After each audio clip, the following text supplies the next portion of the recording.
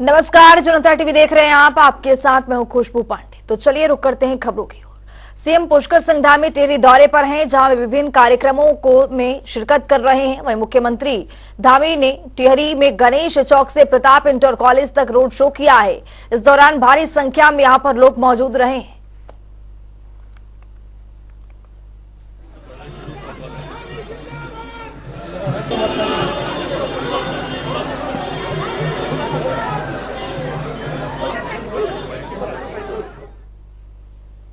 भाजपा के वरिष्ठ नेता और पूर्व जिला अध्यक्ष भवन चंद्र खरबोला का निधन हो गया है। वो भाजपा नैनीताल से जिला अध्यक्ष रहे थे। भुवन चंद्र खरबोला नैनीताल अपने बड़े बेटे मानवेंद्र खरबोला के साथ अपने मॉल रोड स्थित आवास में रह रहे थे। वहीं उनके निधन पर मुख्यमंत्री धामी ने भी दुख जताया है।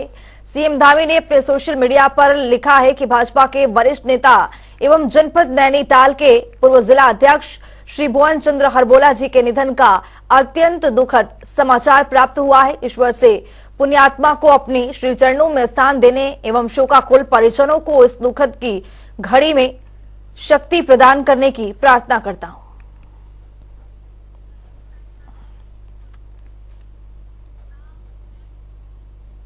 असम में आयोजित 50वीं सीनियर नेशनल बैडमिंटन चैंपियनशिप 2023 का आयोजन किया गया, जिसमें अल्मोड़ा के चिराग सिंह ने पुरुष एकल खिताब जीतकर प्रदेश के प्रथम बैडमिंटन खिलाड़ी होने का गौरव प्राप्त किया है।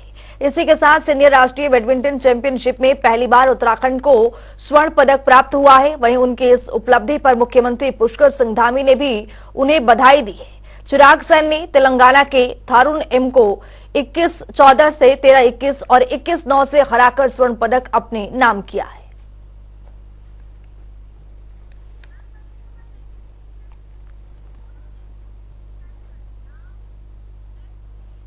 तो एक बड़ी जानकारी आ रही है, उससे भी आपको अपडेट करवाएंगे। ये बड़ी जानकारी आ रही है, 4 धामों की शीतकालीन तीर्थ यात्रा शुरू हो गई है। 27 दिसंबर से यात्रा का आगाज होगा। 2 जनवरी को हरिद्वार में यात्रा का समापन होगा। ये बड़ी जानकारी आपको दे रहे हैं। सीएम धामी से मिले हैं ज्योति मठ के प्रतिनिधि मंडल। मुख्यमंत्री धामी को यात्रा का यहां पर निमंत्रण दिया गया है। ये बड़ी जानकारी आपको दे रहे हैं। सीएम ने यात्रा के लिए शुभकामनाएं भी दी है। बड़ी खबर, शीतकालीन तीर्थ यात्रा ऐतिहासिक होगी, ये मुख्यमंत्री की ओर से कहा गया है। 4 धामों की शीतकालीन तीर्थ यात्रा की यहां पर शुरुआत 27 दिसंबर से यात्रा का यहां पर आगाज होने वाला है। 2 जनवरी को हरिद्वार में यात्रा का समापन भी होगा। सीएम धामी से मिले हैं ज्योतिर्मठ के प्रतिनिधि मंडल। मुख्यमंत्री धामी को यहां पर निमंत्रण दिया है। ये बड़ी जानकारी आपको दे रहे हैं। मुख्यमंत्री ने यात्रा के लिए शुभकामनाएं दी है। तो शीतकालीन तीर्थ यात्रा ऐतिहासिक होगी। मुख्यमंत्री पुष्कर सिंह धामी की ओर से कहा गया है 4 धामों की शीतकालीन तीर्थ यात्रा की यहां पर शुरुआत।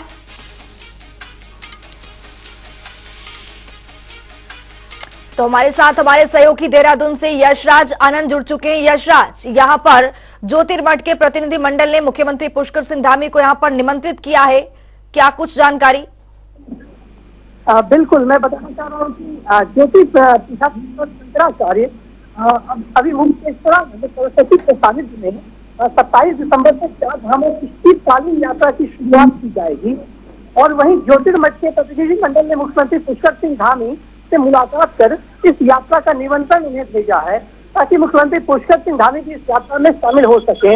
वहीं आदि गुरु शंकराचार्य के 2500 वर्ष पूर्व स्थापित परंपराओं का निर्वहन करते हुए ज्योति पीठाधीश्वर शंकराचार्य शीतकालीन तीर्थयात्राओं की तीर्थ यात्रा वो कर रहे हैं। यानी कि यह जो तीर्थ यात्रा की जा रही है, ये करीब 2500 वर्ष पूर्व स्थापित परंपराओं का निर्वहन करते हुए यह किया जा रहा है।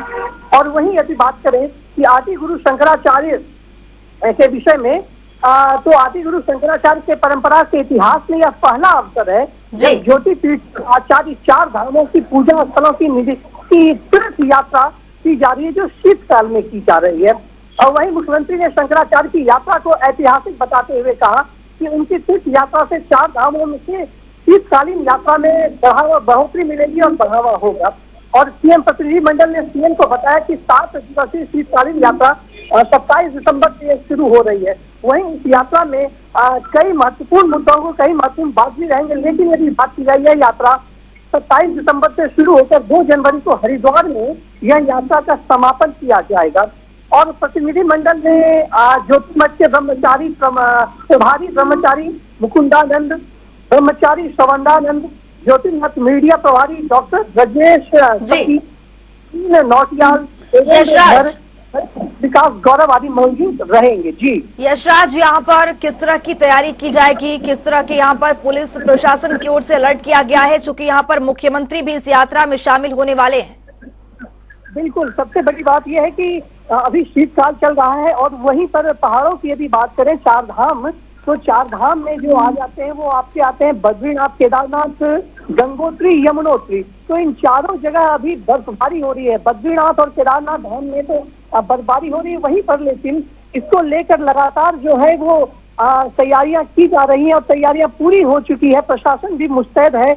वहां पर पहले से ही पुलिस व्यवस्था को मौजूद कर दिया गया है और वहां पर जो भी गर्म पानी की व्यवस्था होगी, पहाड़ों पर रहने की सुविधाएं होगी, वो सारी चीजों की पुख्ता व्यवस्था इंतजाम कर दिए गए हैं ताकि किसी भी वहां पर रहने और खाने या किसी प्रकार की कोई परेशानी ना हो। यदि स्वास्थ्य की बात करें तो स्वास्थ्य व्यवस्था को भी ब्रीफ कर दिया गया है। एक मेडिकल टीम भी भेज दी गई है जहाँ पर मेडिकल टीम वहाँ पर तैनात है और वहाँ पर सभी के स्वास्थ्य सुविधाओं की देखभाल करेगी। उनके साथ साथ एक मिनी हॉस्पिटल कहा जाए वो भी एक चल रहा है। जी बहुत शुक्रिया यशराज, तमाम जानकारी साझा करने के लिए। तो चार धामों की शीतकालीन तीर्थ यात्रा की शुरुआत होने जा रही है। 27 दिसंबर से यात्रा का आगाज होने वाला है। 2 जनवरी को हरिद्वार में यात्रा का समापन भी होगा।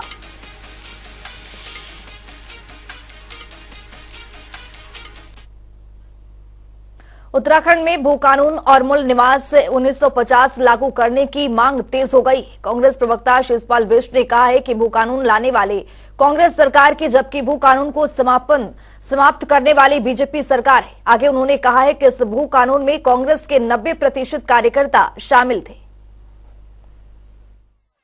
भू कानून और मूल निवास के मुद्दे पे कांग्रेस पार्टी हमेशा से गंभीर रही है और कल के आंदोलन की बात करें तो उसको कांग्रेस का खुला समर्थन था। 90% कार्यकर्ता कांग्रेस के ही उस आंदोलन में शामिल थे और कांग्रेस ऐसी पार्टी थी जिसने खुले तौर पर उसके समर्थन की घोषणा की थी। और राज्य गठन के बाद जो है मूल निवास के मुद्दे का समाधान और भू कानून तो राज्य में कांग्रेस ही लेकर के आई है।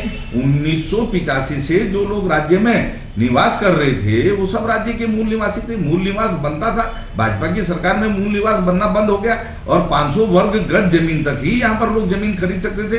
तो भू कानून भी कांग्रेस लेके आई थी। उसमें खंडूरी सरकार ने बाद में संशोधन किया कि 250 वर्ग गज तक आप जमीन ले सकते हैं। लेकिन 2018 में तिरवेंद्र जी की सरकार जो है उस पर पलीता लगा दिया और भूमि अधिनियम में संशोधन कर दिया कि राज्य में जो चाहे जितनी जमीन उद्योग के नाम पर खरीद सकता है और अगर जिस परियोजना के लिए जमीन ली है अगर वो निर्माण भी नहीं करता तो दूसरा जो है उसका उपयोग कर सकता है। तो इससे राज्य में भू कानून की मांग दोबारा से जोर पकड़ने लगी, मूल निवास की मांग दोबारा से जोर पकड़ने लगी और इसको कमजोर करने का काम भाजपा ने पहले भी किया और अब भी कर रही है।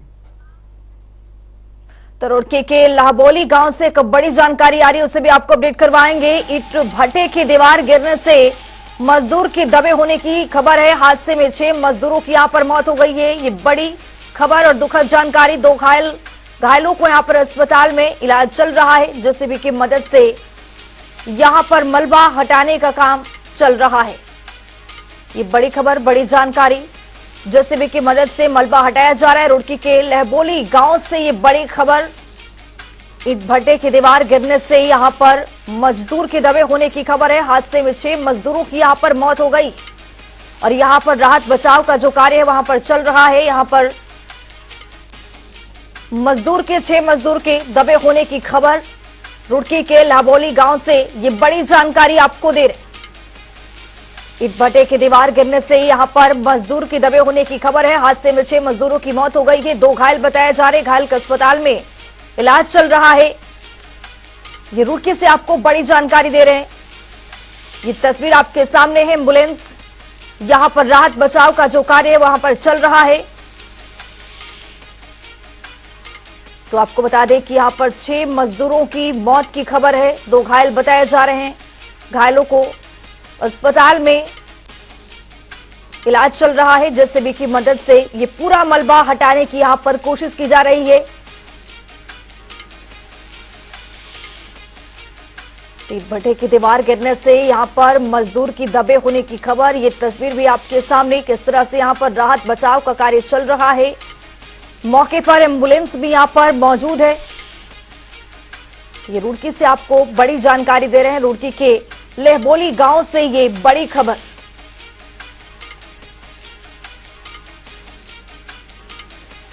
हादसे में 6 मजदूरों की मौत की खबर है। 2 घायल बताए जा रहे हैं। घायलों को अस्पताल में यहां पर इलाज चल रहा है।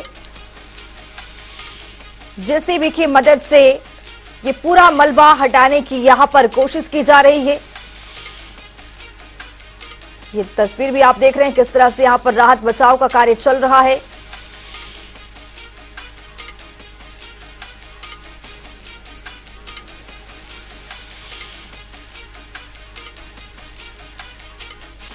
तो रुड़की के लाबोली गांव से बड़ी खबर, ये बड़ी जानकारी, दुखद खबर। ईंट भट्टे के दीवार गिरने से यहां पर मजदूर के दबे होने की जानकारी है। हादसे में 6 मजदूरों की मौत, 2 घायल बताया जा रहा है। घायलों को अस्पताल में यहां पर इलाज चल रहा है।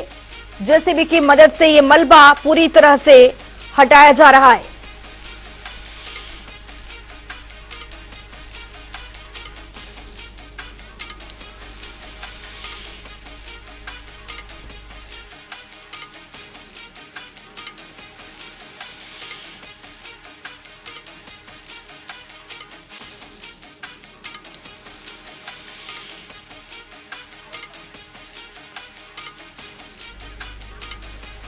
तो हमारे सहयोगी रुड़की से बारिश नवाजी जुड़ चुके हैं। बारिश, यहाँ पर किस तरह की जानकारी मिल पा रही है, क्योंकि 6 मजदूरों की मौत की खबर आ रही है, बेहद दुखद खबर है।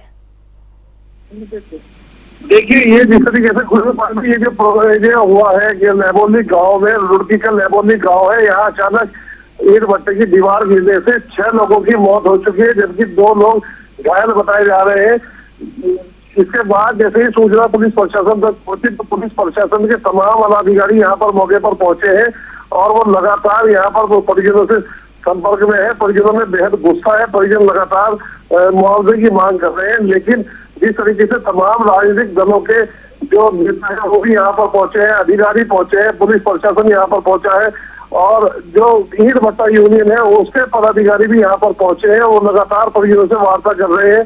परिजनों में गुस्सा है। उनका कहना है कि उन्हें 10 लाख मुआवजा मिलना चाहिए, तभी वो शव को उठने देंगे। हालांकि पुलिस प्रशासन और डीएम और यहाँ पर एसएसपी वो भी यहाँ पर कमान संभाले हुए हैं और जो मृतकों के परिजन है वो भी यहाँ पर पहुंचे हैं। जी बारिश, ये कब की घटना है, क्योंकि यहाँ पर 6 मजदूरों की मौत हो जाती है, 2 घायल हैं। क्या पुलिस प्रशासन को पहले से पता नहीं था कि ये मलबा बिल्कुल जल है?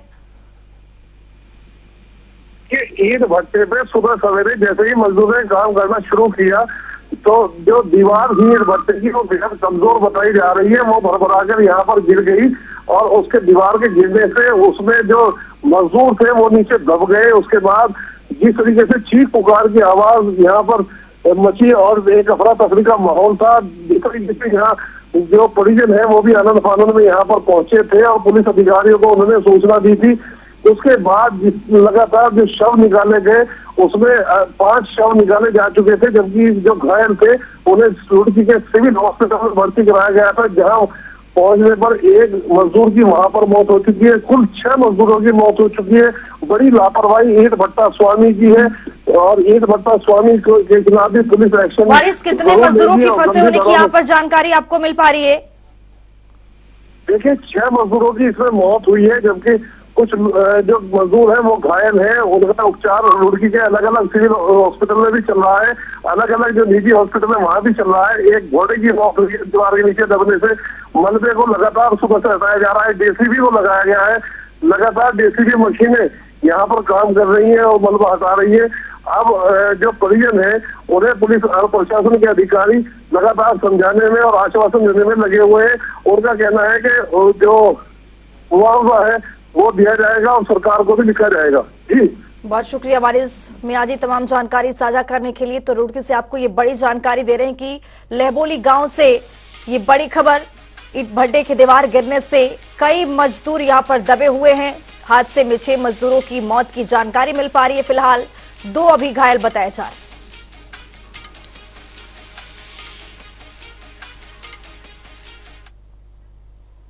नए साल के जश्न को लेकर कारवोट प्रशासन ने अलर्ट जारी किया है। इसके साथ ही वन विभाग की संयुक्त टीम की ओर से कारवोट पार्क और कारबेट पार्क से लगते वन क्षेत्रों में लगातार फ्लैग मार्च निकाला जा रहा है। इसके अलावा वनों और वन्य जीवों की सुरक्षा के चलते वन कर्मियों की छुट्टियां भी यहां पर रद्द कर दी गई हैं। वहीं प्रशासन कारबेट पार्क की दक्षिणी सीमा पर लगातार सर्विलांस सिस्टम के साथ ही वन कर्मियों के जरिए नजर बनाए हुए हैं। आगामी जो इस समय और आने वाली नव वर्ष के आगमन पर जो है अपराधी भी ज्यादा सक्रिय हो जाता है और मानव वन्यजीव संघर्ष को रोकने का भी एक उद्देश्य है कि पब्लिक में मैसेज पहुंचाया जाए कि वो भी वनों से अपना दूरी बनाए रखें, क्योंकि आज के समय में वाइल्ड लाइफ की संख्या भी दिन प्रतिदिन बढ़ रही है। इन सब चीजों को मद्देनजर रखते हुए ये हमारा आज का जो अंतर प्रभागीय फ्लैग मार्च है, इसमें कॉर्बेट टाइगर रिजर्व और रामनगर वन प्रभाग की कोसी रेंज से संयुक्त फ्लैग मार्च सामलदेव बवलिया से गर्जिया तक का रखा गया है। क्रिसमस और वीकेंड को लेकर पहाड़ों की रानी मसूरी में पर्यटकों की भारी भीड़ देखी जा रही है। वहीं पर्यटक ठंड के मौसम का भी जमकर यहां पर लुत्फ उठा रहे हैं। इस मौके पर मसूरी में देश विदेश से पर्यटक आ रखे हैं और सुहावना मौसम का जमकर यहां पर आनंद ले रहे हैं। मसूरी के अधिकतर होटल और गेस्ट हाउस 80 से 90% बुक है, जिससे कारोबारियों के चेहरे पर खासा यहां पर उत्साह देखा जा रहा है।